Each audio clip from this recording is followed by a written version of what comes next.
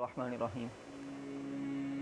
ہمارے معاشرے میں ایسے لوگ بھی دیکھنے کو ملتے ہیں کہ ان کا کوئی قوم کا فرد کوئی برائی کر کے آتا ہے، رشتہ دار کوئی برائی کر کے آتا ہے، وہ اس برائی کے اوپر اس کی سرزنش کرنے کے بجائے، اس کو سزا دینے کے بجائے، بلکہ اس کو بڑھاوا دیتے ہیں اور اس کی مزید مدد کرتے ہیں اس برائی کے کام میں۔